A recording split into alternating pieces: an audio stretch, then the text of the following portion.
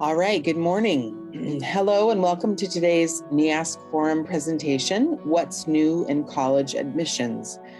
It's great to see the conversation in the chat already, and we're excited that new connections will be made today. We have people joining us from all over New England and the world. We're excited to have you with us. My name is Allison Geary, and I'm the Director of the Commission on Public Schools. I'm joined today by my co-host, George Edwards, who is our Chief Accreditation Officer here at NEASC. We're so pleased to have a fantastic group of panelists with us today, representing a variety of public and private higher education institutions. They're here to share their insights and observations from the last 2 years as the definition of college ready and how to prepare students for higher education has shifted in response to the pandemic. And now I'd like to hand things over to George to have our panelists introduce themselves and kick off our session. Thank you, Allison. Today we're going to discuss current trends in college admissions and answer questions about the college preparatory curriculum, testing, equity, and how the pandemic has impacted the college admissions process. We're specifically looking at the future with this, and we're looking at the high school graduating class of 2023. So I'd like to thank all of our panelists for joining us today. And why don't we get started with some introductions? So first, I'm going to ask Erin to introduce herself. Erin? Thanks, George and Allison. Hi, everyone. My name is Dr. Erin Earle, and I am one of the directors at the University of Rhode Island in Kingston, Rhode Island. And my institution that I'm representing today is a public flagship institution. We have approximately 14,000 undergraduate students. And we bring in a first-year class of about 3,000 students. And so very excited to be here today with the other panelists talking about the future. Thanks, Erin. Erin is actually a returning panel member. She was with one of our first panels that we did on the college admissions process, gosh, probably a year and a half or 2 years ago now. So thank you for coming back. Absolutely. Next, Tessa, will you introduce yourself, please? Good morning or evening or afternoon, depending on where you are, everyone. My name is Tessa Greenhalgh, and I work for Bard College. We are a private institution in upstate New York. We're a very small college with about 2,000 undergraduates total, about 500 per class. And I'm happy to be here today and talk to you all about the admission process. Thank you, Tessa. Aastha, will you go next, please? Sure. Thank you, everyone, for joining us. My name is Aastha, and I cater to undergraduate and graduate recruitment for South Asia region at University of Massachusetts, Lowell. I'm based out of India.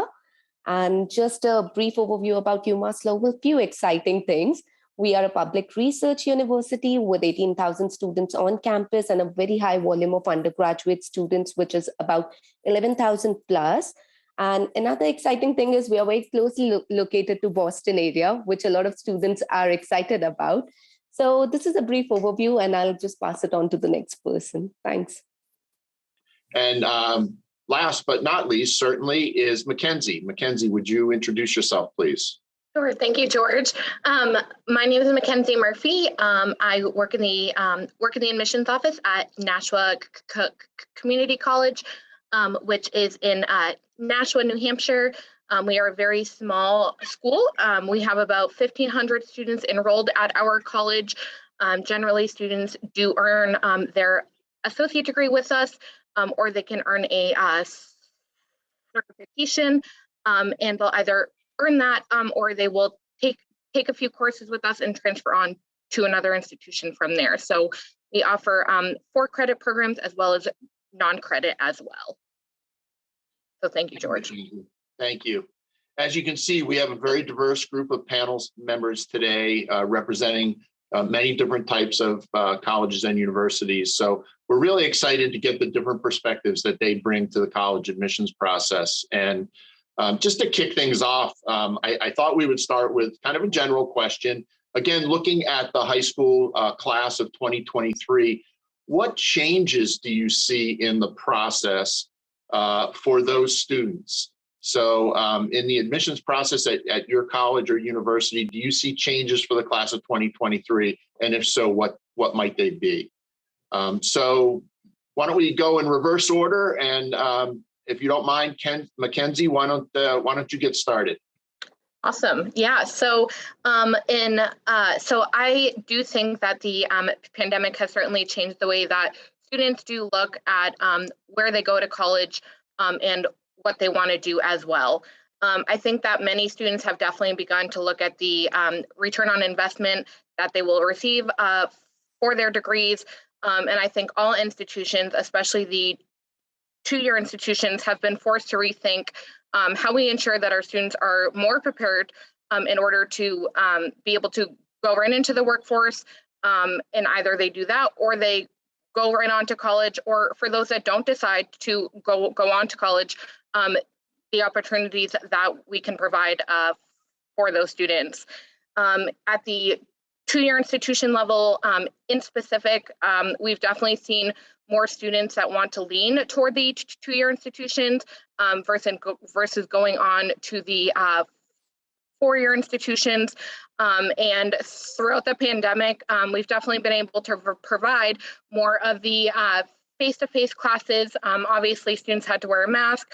They needed to be spaced apart, and everything that we had to go through throughout the pandemic. So obviously that's not only here in our state, but it's across the nation.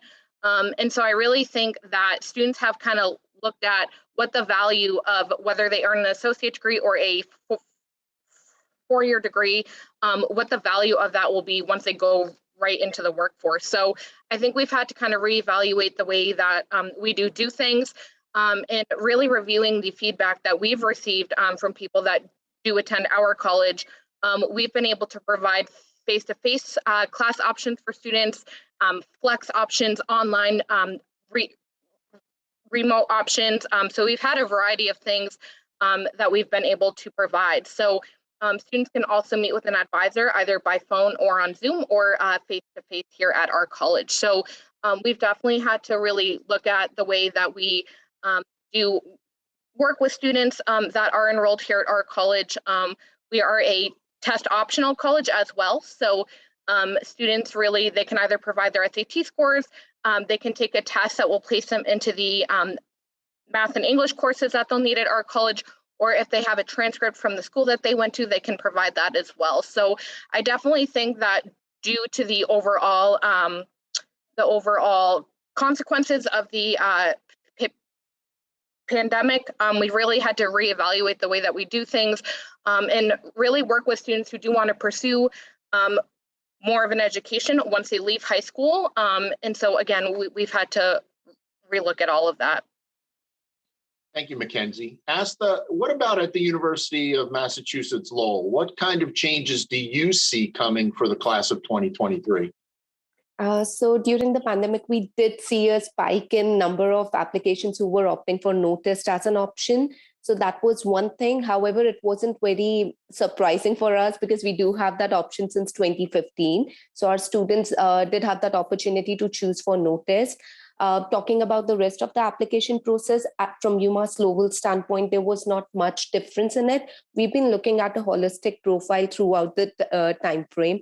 When it comes to your essay, your overall grades, we are not looking at a specific class because a lot of international students, they have an understanding, let's just focus on one specific grade and we are not going to focus on overall aggregate for 3 years. So that is something which has been a requirement for us even before the pandemic and post-pandemic. So we have been sticking to the same process. We did see a spike in number of students asking for no test as an option or English language waiver, but we did come up with the option of accepting Duolingo. So that is something which is permanent. Now, earlier we were just accepting IELTS or TOEFL, but now we are accepting Duolingo as well. So certain changes to our process, certain additions, but then I would not say there are a lot of changes to the process. It's still the same for 2023 as well. We are trying to keep it as much as flexible for international students. Just to share an example, earlier we were not accepting transcripts, like the unofficial transcripts, but now if the counselor is sending the unofficial transcripts through their official email ID, we can still consider that for evaluation purpose, and then student can courier the transcript later, because there was a certain delay at the time of pandemic in the courier and everything. So we did come up with this flexibility. So we make sure that we are keeping our students first, and we come up with policies which are student friendly. And I'm going to turn it next over to Tessa. Tessa, you come from a small college, a small private college. What changes do you see in the college admissions process? Yeah, thank you. Similar to Aastha, I don't think our process has changed a ton. We also have seen a spike in applications. And a lot, I would say the admission process in terms of the application and the Common App, none of that has changed too much, but really looking towards how to make the college process more equitable. That's really how things are changing for us. So, offering a lot more virtual options is something that the pandemic kind of brought for us, making participating with the college or visiting the college a lot more accessible to students who may not have been able to afford it before. We took our application fee away the year before the pandemic, actually. We've been test optional for 60 years. So, a lot of issues of equity, I think, are really what we're trying to push towards changing in our college admission process, rather than the actual kind of physical process of filling out the application. So those would be, I would say, the changes that we're maybe seeing is just making things a little bit easier, making things participating with BARD easier, financing, being able to come to BARD easier, offering more types of options like events and things to really get to know the school virtually. So that's kind of what I would say is the biggest changes that I've seen and are seeing as we go into the fall. Great, thanks, Tessa. But Erin, why don't you talk a little bit about URI? Yeah, absolutely. Thanks. The class of 2023 is going to be a really interesting one because they've been through a lot, right? The pandemic hit when they were in 8th grade-ish. And so definitely their foundation in those kind of early years is definitely going to be impacted. And that's going to impact their college admissions process because, that foundation is going to be impacted into what they're taking their junior year, their senior year, et cetera. And so I definitely think there's going to be some impact. Also, the colleges are kind of catching up. We were in panic mode for 2 years, crisis mode, and now we're kind of able to take a breath and rethink of how we're doing things. And so some of the things that I think are going to be affected for this class is definitely something that Tessa mentioned is I think the exploration options are going to be better than ever for students. I've been in this field for over 18 years, and we are light years ahead of where we used to be as far as recruitment. And I think schools are going to really start figuring out that balance between virtual and in-person and hybrid and all of those sort of things. And so I think that is such a benefit for the class of 2023, especially for folks. I see so many international schools on here looking at US schools. I think that's going to be fantastic. I do think, though, some of the interesting things that will happen is schools are going to be trying to figure out how to assess rigor in students. And I think that is going to be a shift that we're going to be focusing on more than ever. A lot of these students are going to have pass-fail grades on their transcripts. How do we assess those? And I do think designated interest is going to be even more of a thing, especially with so many schools using products like Technolution Slate, where it's so easy to track that information. And so I do think that there's going to be an uptick there.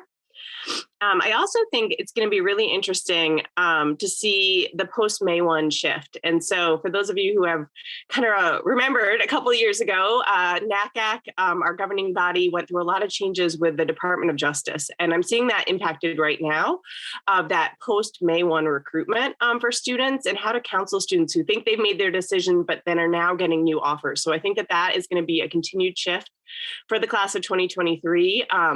And perhaps a challenge for some of the audience on helping their students navigate those additional challenges.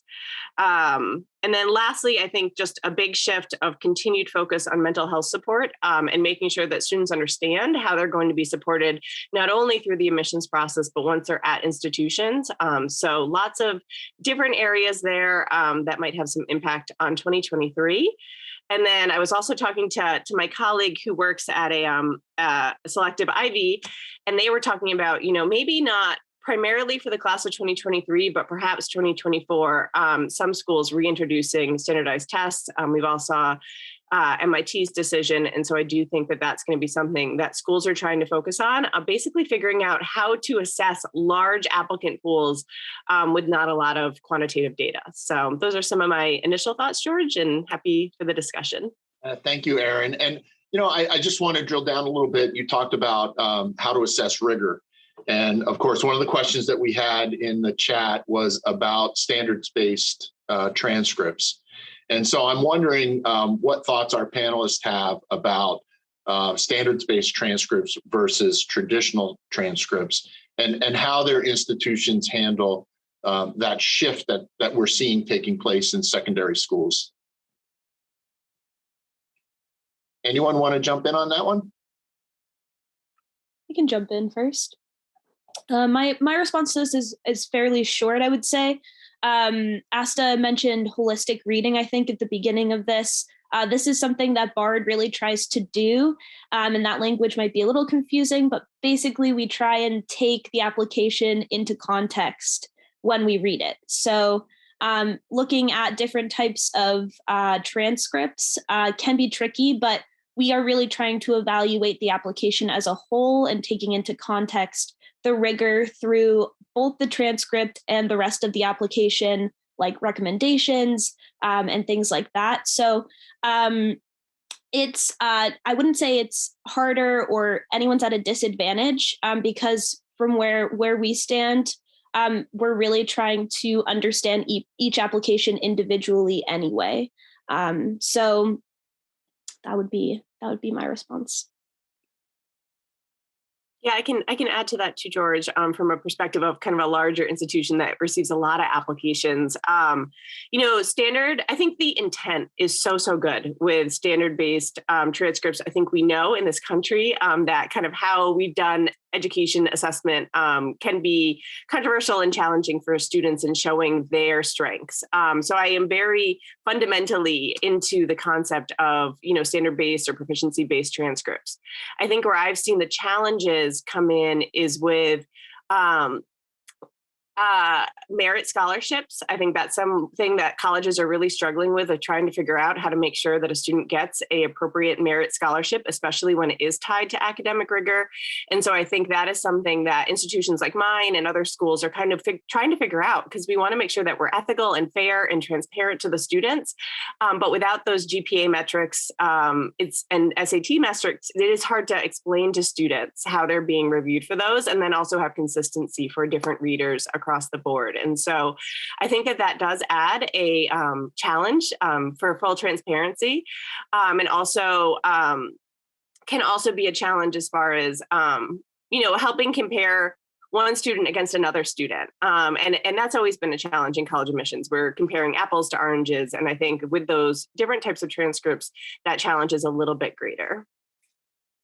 Yeah, there's a couple other specific questions. One is related to class rank, and then also GPA. I guess maybe Erin and Tessa, can you just follow up with those responses in terms of class rank? Is that something you look at? Or if there's no class rank, does that make any difference in the admissions process? For us, it doesn't make a difference whether there's a rank or not. Also, weighted or unweighted GPA, just to speak to the first one as well. We don't really care which one it is.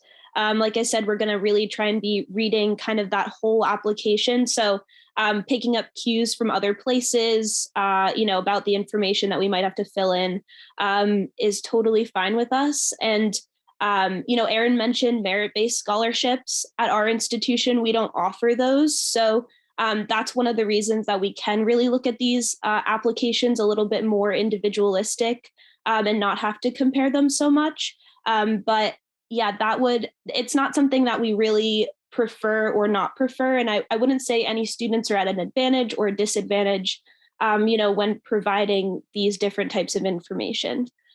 So yeah, it's good questions. And I'm glad that people are getting clarification on these. And I do want to just follow up with, BARD is not every small liberal arts school, and a lot of them do offer merit scholarships. So This might not be the same as for a lot of schools that you may look at in the same circle as BARD. Yeah, and to add to that, I think with the weighted and unweighted GPA, the biggest thing that I would recommend for students to understand, and for you all that are counseling through that process, is understanding what schools do with that GPA. So some schools would take it at face value. And in that case, I would definitely say the weighted GPA is more beneficial to students because it's going to take in those honors and those AP courses or those IB courses that students are taking. For international schools, it's obviously different. And then also a lot of schools, are going to recalculate the GPA anyways. And so actually what your student thinks their GPA is most likely will not end up being the GPA in the system for the colleges. And so I think having a good understanding of that matters because you all might be debating, should we have this, should we have that, whatever, and schools might not even be looking at it at all. At the University of Rhode Island, we do recalculate every student's GPA, pulling out those core courses and then giving them weight for rigor as far as honors, APs, et cetera, classes from community colleges. And so I think just having that understanding of what they're getting assessed on is really important.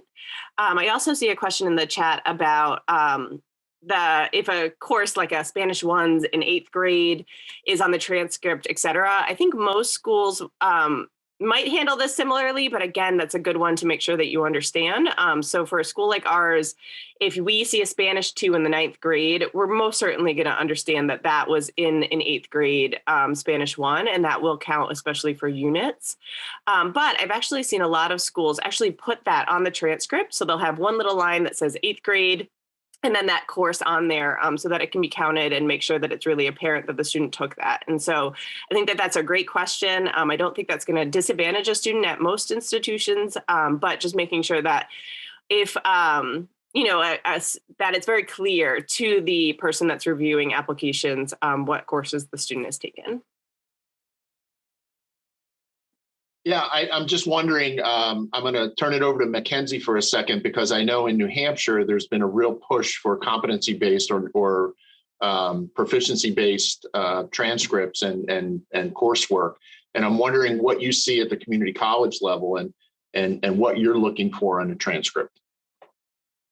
Thanks, George. Yeah, so at our school in specific, what we do, so once a student applies to our college, they fill out the online application that we have online on our website, which is a free app. And so at our college, we don't necessarily require that a student sends over the transcript from the school that they're at right now.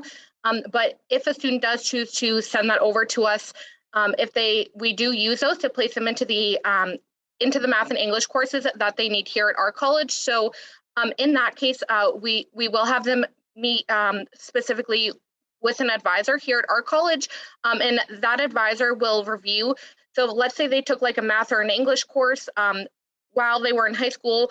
We'll look at what type of course that they took. So whether that was like an AP course, whether that was a college preparatory course, they'll look at that, as well as the GPA that they received in high school, and they'll use that to place the student into those math and English courses that they'll need with us. So they review the overall GPA at the high school, and then they'll look at the grade. So if a student had a 3.4 GPA out of a 4.0 scale, and then they got a B in their, let's say it was their math course, they might be placed right into the Statistics 1 course at our college. Depending on the grade that they received, we have 2 different levels. So we have a co-requisite. So if a student doesn't necessarily receive a good grade, we might place a student into a statistics course with a co-requisite course. And that co-requisite course is pretty much just like an extra hour throughout the week where the student is required to come to class. It's pretty much just an extra help period. So they are required, but therefore it boosts their grade in the course. So we do evaluate the student as a whole. If they don't have the transcript from high school, they can take a test that will place them into the math and English course that they need to take at our college, or if they have the SAT scores, we can use that to place them as well. So it really just all depends on the score that they receive on the testing or the grade that they receive while they're in high school. Great, thanks, Mackenzie. And we have a question about international students. So I want to turn it over to you for a second, Aastha, and say, how do you look at international students at the University of Mass Lowell? And how do you evaluate the transcripts of international students? We do have a grading scale which we use to evaluate the transcripts. Usually we do require the teacher's assessment, which is required for the standardized transcripts, whereas we are also required, like the assessment should have a grade or a GPA calculated. However, while we are evaluating the transcript, it will completely depend what major a student is applying for. When a student is coming for a computer science or like an engineering major, we would need them to have a calculus background. But considering if they are coming for some other major under maybe arts and humanities or some other college, in that case, they can go ahead without maths or SAT. ACT is not needed at all. But if they're applying to an engineering or a computer science major, we will definitely look at their calculus background. And if they have SAT and ACT, that is always beneficial. Apart from it, essay plays a very important role along with letter of recommendation, because apart from their GPA, these are two things which we'll be focusing on to consider them for our merit-based scholarships, because we evaluate the profile basis their overall experience from for the last 3 years, and basis that we'll be considering them for scholarship. So while students are applying to UMass Lowell, they don't have to submit a separate application for scholarships. It is they are considered automatically based on their GPA. So we look at an overall profile. Thank you very much. So one of the questions that we have is about the definition of college readiness. So, there's been a lot of talk about, what constitutes being college ready. And I'm wondering, if you can help high schools and if you can help school counselors with, your thoughts about what constitutes college ready for the students. Should I go ahead? Yeah, should I take that? That would be great. Okay. Yeah. So while a student is applying, whenever I counsel a student, I make sure I tell them you have to start your application process for US at least 10 months in advance to the application start date, because every university, college would have different requirements. So it's very important that you figure out which university or college you want to apply to and figure out the requirements accordingly. And profile building is the key while you're applying to US, and it does not start in your high school or the last year of the high school. It starts well in advance. I would say you have to start working on it from your 9th grade maybe. And you have to add some extracurricular activities. You have to share your experience while you're submitting your application. Maybe as a student, even if I take an example from Common App, there are 6 different topics to write an essay on. So usually, if you read those topics, you'll see they all talk about your experience.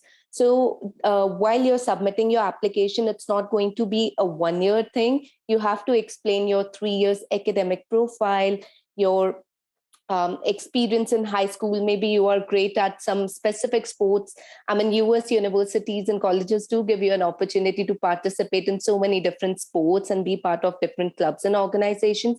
So that is an opportunity which you can avail. So you don't have to just work on your academic profile, as I used the word holistic, well-rounded earlier. So it has to be a very well-rounded profile, not just the academic score. It has to be, you have to have certain extracurricular activities. You have to have a good, maybe SAT score. Not every university would be test optional. Maybe some universities may require SAT. So start preparing for that.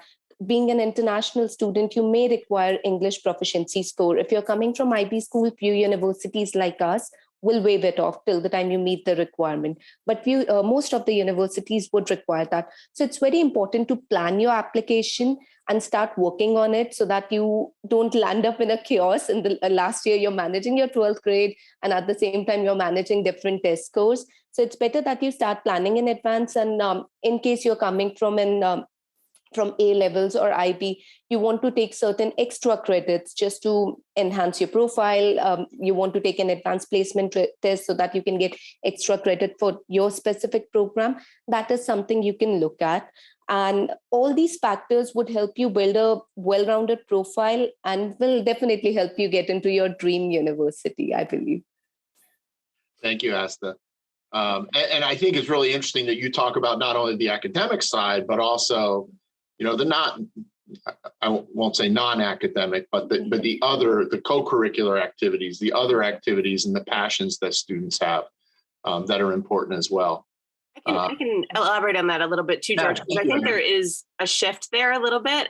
So again, if you're thinking about the class of 2023, their first and second years, they might not have had those opportunities to get extracurricular activities, et cetera. And we've definitely most certainly seen that in this year's class and the previous class. And so I think that's been a bit of a shift. And I think, especially for schools, kind of trying to figure out some of those non-tangibles that students might have, like grit, resiliency, critical thinking, some of those skill sets versus I did band for 4 years is going to come into play over the next couple of years. And so I think for school counselors and folks helping advise students, helping them figure out in their application how they can translate the trauma, collective trauma that lots of folks just went through and showcase that they are ready for college, that they're ready for this next opportunity, especially if they couldn't show it in their high school, right? I get so many emails and so many calls from students saying, I had a really tough time. Like I had struggles with my mental health. I had challenges getting involved. I had different responsibilities that I've had. And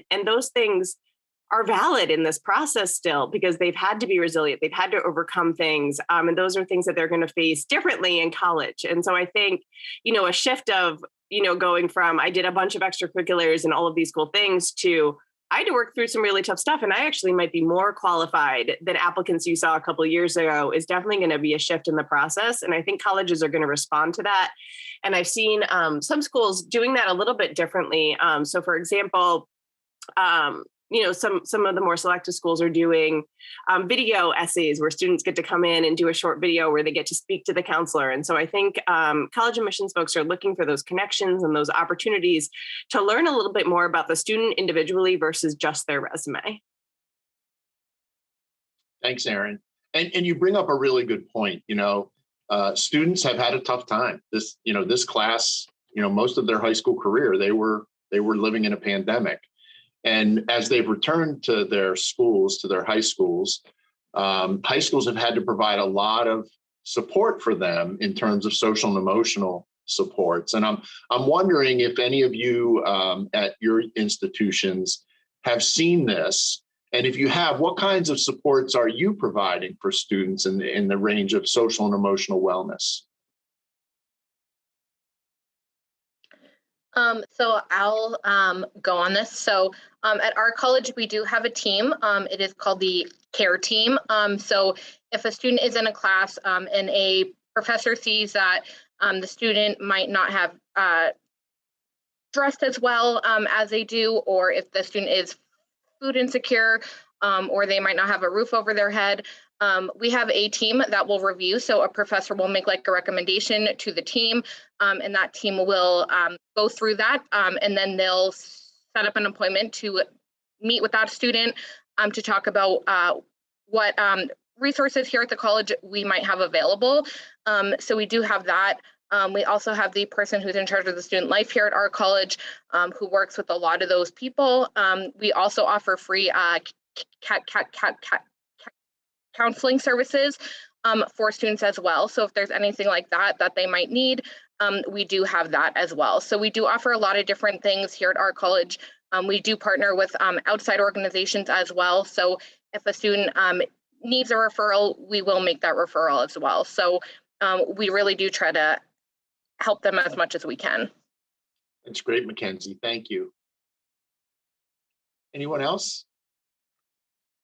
I can go. I think something that BARD has done really well is helping students support their own mental health needs through both counseling services and also physical wellness. So we have, when the pandemic happened, we actually had a wellness organization kind of institutionalized on our campus.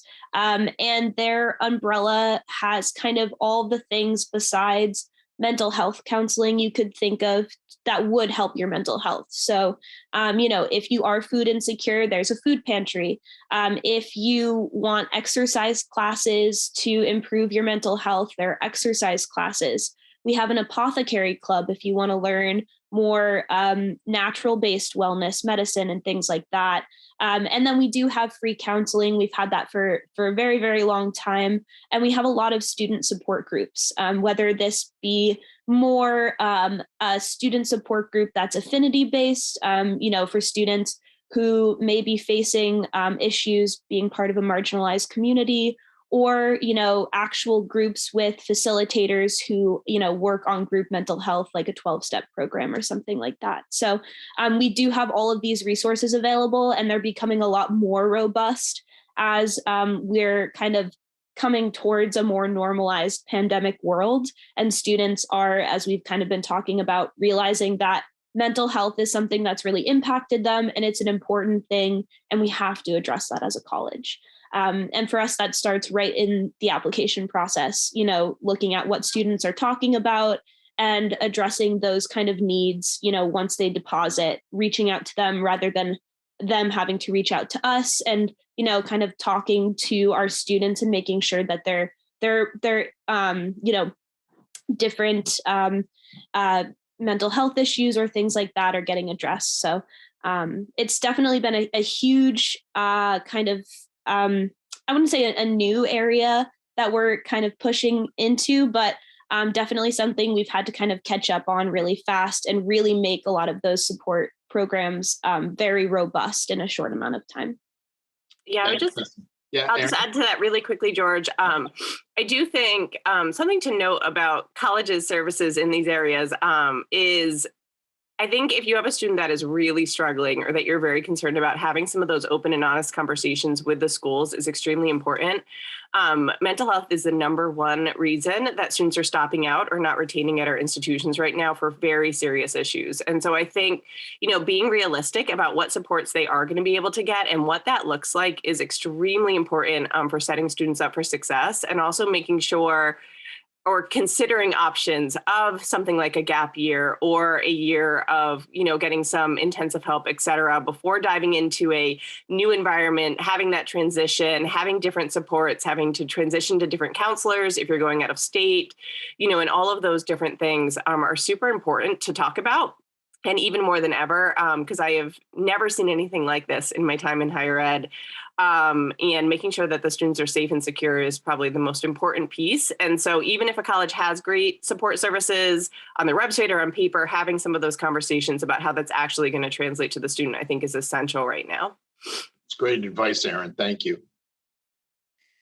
All right, we knew this hour would go fast, and it's already 9:40. So there's a ton of questions in the Q&A, and I just want to rapid fire some of them. First, I do want to point out Susie Bell is on this call, and she is one of the leaders of the Mastery-Based Transcript Consortium, and she put in the chat their website, and that's a great place to go. They have been working specifically on looking at mastery-based transcripts, and I know she has a lot of good information on the website that can help schools sort of understand how colleges are feeling. I know they've done a lot of question and answer with colleges to find out how they feel about standards-based. So I just wanted to lift that up. And again, that's in the chat. And Susie, if you want to post it again, feel free. So really quick, a few questions. AP classes, how important are those on the transcript, and how highly do you weight those? Erin, do you want to jump in? Yeah, sure. I was just typing. I was trying to hit some on there. They are, important is such a weird word. So if a student is ready for AP courses and that is the appropriate level that they should be taking, phenomenal, right? We don't want students to be bored or not engaged, and we want to be able to maximize their time. And so I think AP courses are phenomenal for students who they are right for. As far as how we assess them at the University of Rhode Island, they do carry slightly more weight, I would say equivalent to a course at a community college or another school. So definitely at that level. And then the question that was in the chat that I was just typing back to was if they take the test or not and how that impacts it. And so If they don't take the test, their AP will definitely be considered in the application process. If they do take the test and get a certain score, that's when the coursework will translate to the college transcript. And same with IB, kind of those are interchangeable as far as how those work. And so it's totally fine if a student takes an AP class and doesn't take the test. They're just going to retake it at the institution at the college level, but therefore be more prepared. And so, it's really up to the student on what their journey is. But definitely, it can be really great for students. And also, I always reassure students too, a B in an AP course is not a failure. I think for students who are taking those AP classes, they get so stressed that they have to be perfection in them. And I think colleges know that those are different levels and that, how students are doing them might vary. And so definitely something to reassure your students about when they're applying. Great. Thank you so much. Tessa, there's a question about pass-fail grades. We know that during the pandemic, some schools went to pass-fail grades, especially in 2020. The question about how those are viewed on the transcript. There's also a question about how important it is to show failed classes on the transcript, or should the school just show credits earned? Do you have thoughts on that? Yeah, thank you. I don't think schools should ever be covering up failed classes, not covering up, but not putting them on the transcript, whether that's intentional or not. I think we should always be able to see the full story of the student. And, we talked about mental health a little bit. There's a section on the Common App that if you had to take time off of school and it impacted your schoolwork, whether it be for mental health or be for a personal issue, or you had mono or you had COVID for a long time, there is space on the Common App to explain that. And I highly, highly encourage anyone who feels like they have had an academic misstep or is self-conscious about taking a pass-fail class to explain that to us, explain those anxieties, explain why you're taking a class pass-fail. We want to see that. And for us, the application is a story. We want an explanation for that story. We want you to kind of emphasize the problems and the successes that you've had in high school. And so if that's failing a class because you had to take it pass-fail, tell us that. It's different to fail a pass-fail class than it is to fail a numerically graded class, right? So, give us the context, but always put the full amount of information, I would say, on your application. And, pass-fail classes, again, these are things that are really contextual. I don't think for us, it's ever automatically, a pass-fail class is less valued than a numerically graded class, but maybe if we see that, you took more kind of some electives that are pass-fail, right? And you're taking all of your core classes numerically graded. Well, those core classes are what's probably going to translate more to our education. So in those cases, that might be weighted a little bit more. But it really is contextual. And I always highly encourage everyone to put the full amount of information on their application and use your words to give us some context as to why your transcript may look one way or another. Thank you. I think that's really helpful. So there's one other thing, just a couple of questions about sort of students who are taking tech school courses or technical education courses, and students who are taking ELO, extended learning opportunities, or work for credit kind of courses, and how those are looked at on the transcript. And I was thinking about, just Erin's comments earlier about grit and resilience and stick-to-itiveness and all of those pieces. And it seems to me that those kinds of courses, would really build those skills. Does anybody have a thought about how they view those kind of more hands-on work-based courses on the transcript?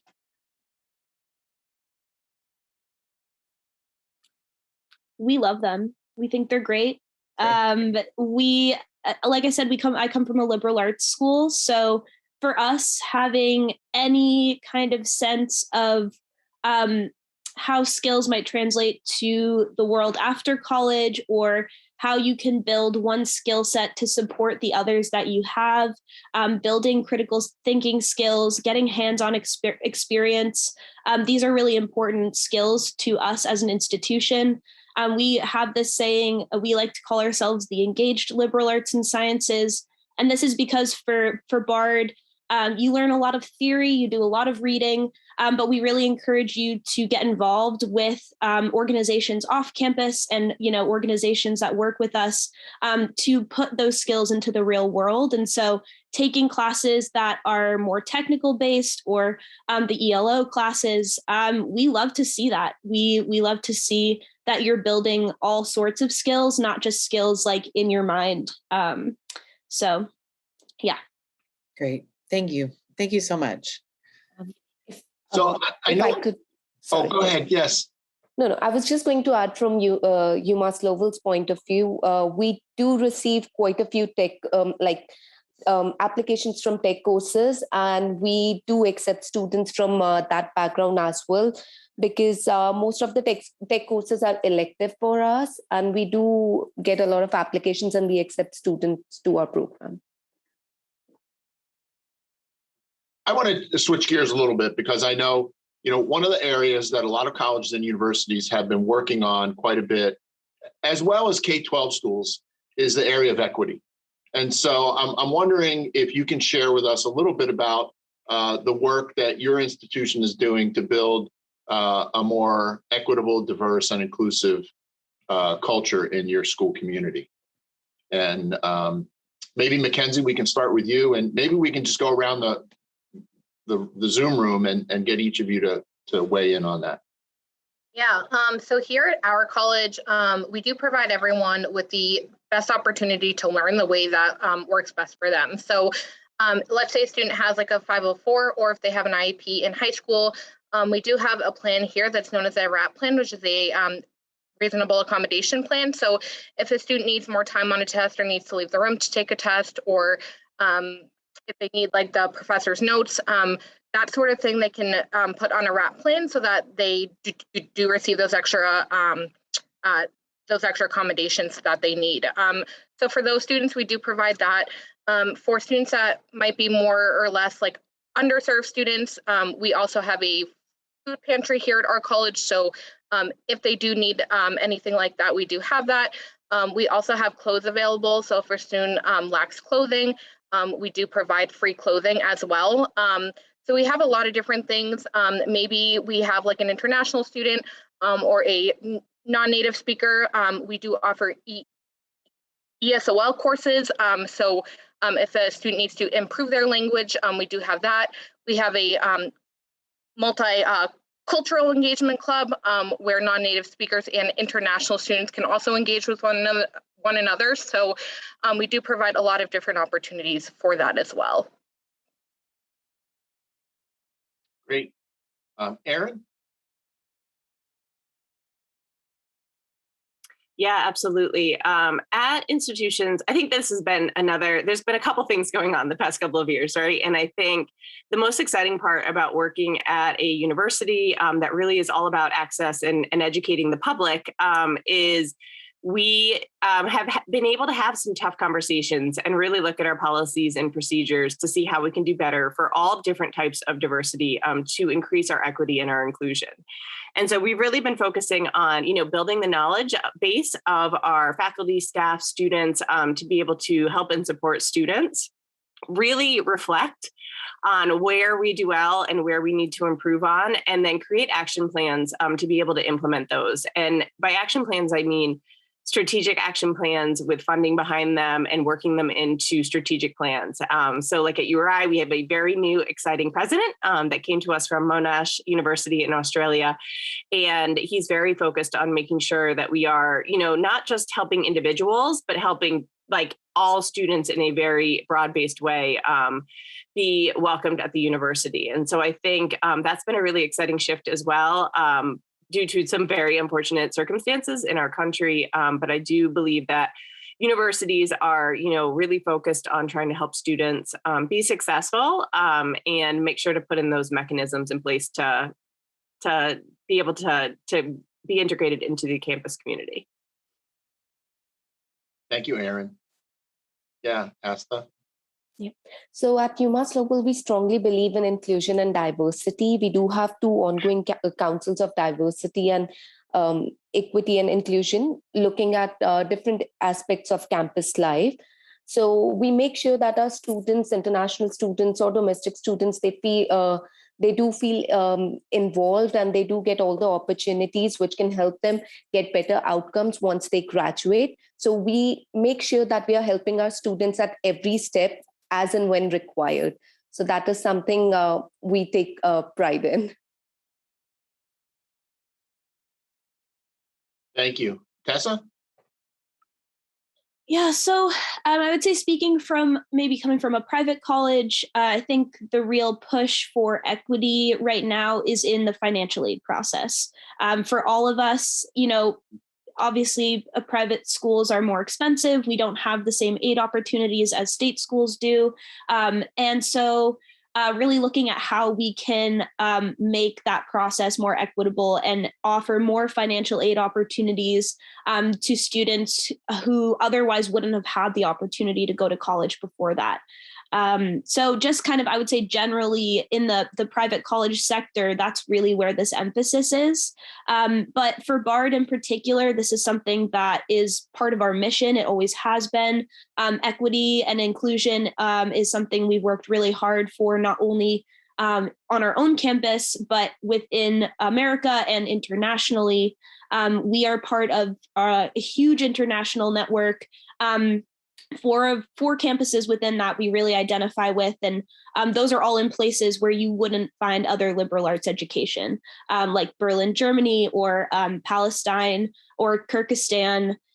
We have this past year, when the Afghan crisis happened, we started a Afghan refugee program, a completely free ride to BARD College. Those application decisions actually just came out at the end of April. So those students will be coming in the fall. We have about 30 Afghan students coming. We have a BARD Prison Initiative, which is a prison education initiative that was actually born from a student on campus. And we pay our students to start and run their own civic engagement and community engagement projects.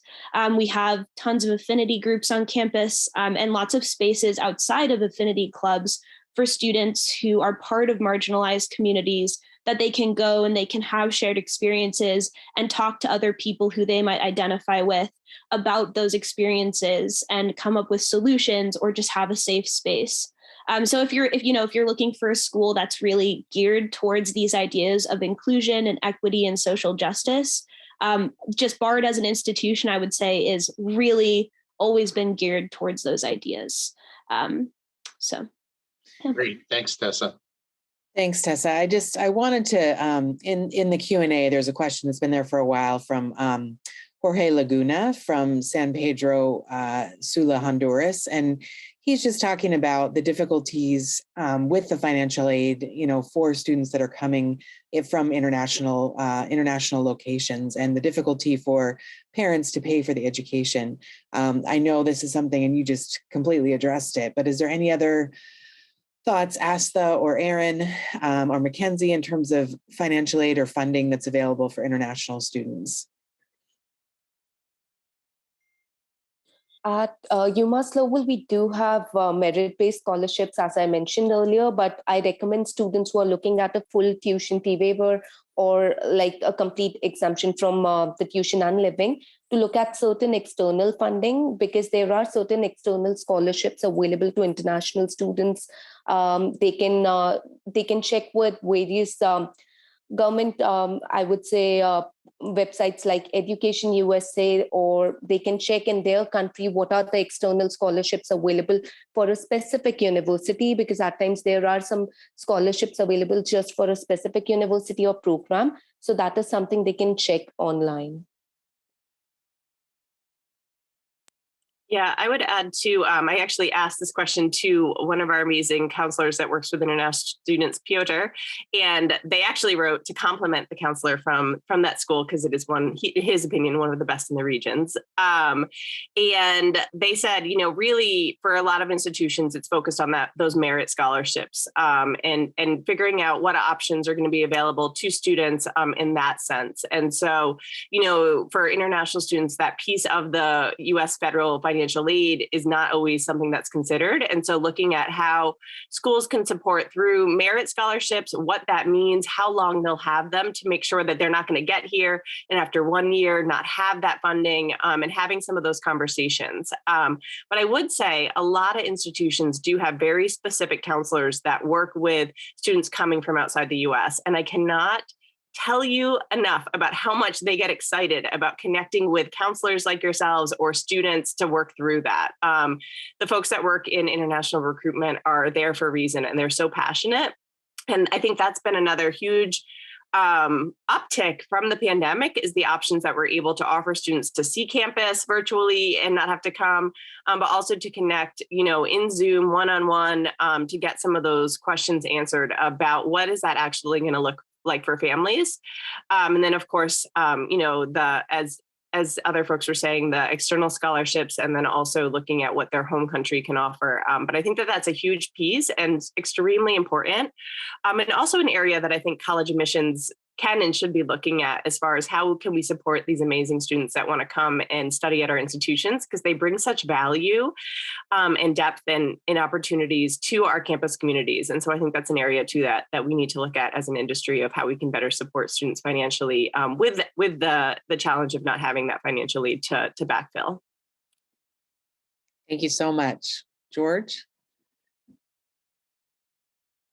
Yeah, I want to just take this opportunity to thank our panelists.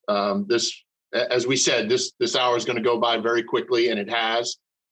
You've been incredibly generous with your time and your insights. And I know we haven't had a chance to answer all the questions that are out there, but hopefully if people have other questions about your specific institutions, they can reach out to you individually and get those questions answered. So I just want to offer my thanks to all of you.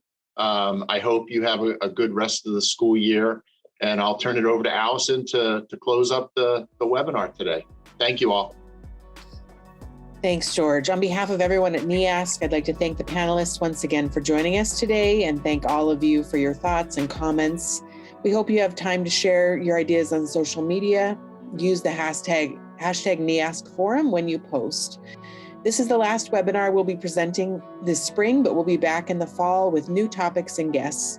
In the meantime, please visit our website to watch recordings of any sessions that you missed, and we'll see you in September. Have a wonderful summer. Thank you for all of your work this year.